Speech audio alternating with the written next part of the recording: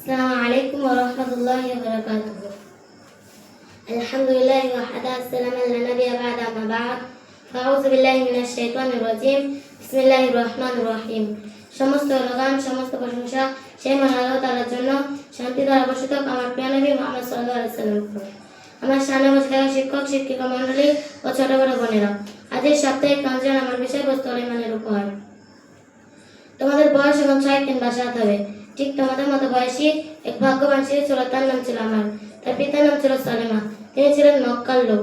ছেলেটির পড়াশোনার শখ ছিল খুবই। তখন মক্কার বেশিরভাগ লোক মুসলিম হয়নি, তাই এই সময় আমার কখনো কখনো পথের ধারে বসে থাকতো। এভাবে বেশ কিছুদিন কথা হবার পর নবীজি মক্কা জয় করলেন। তাই আরবের লোকেরা মুসলমান হওয়ার জন্য তাড়াহুড়ো করতে লাগলো। এই সময় আমাদের বংশের লোকরাও ইসলাম কবুল করলো। তাই নবীজি বললেন, তোমরা অমুক সময় ওই নামাজ পড়ো, অমুক ওয়াক্তে সেই নামাজ পড়ো, আর হ্যাঁ, নামাজের সময় হলে তোমাদের মতো কেউ একজন আজান দেবে, আর তোমাদের ভিতর যে বেশি কোরআন জানে সে নামাজ পড়বে।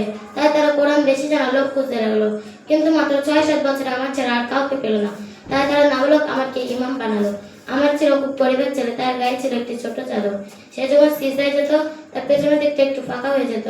তাই মেয়েরা বলল, তোমরা তোমাদের ইমামের পেছনটা ঢেকে দিতে পারো নাকি? ফলে সবাই চাঁদা তুলে ছেলেটির জন্য একটি কামিজ কিনলো এবং তাকে তা উপহার দিল।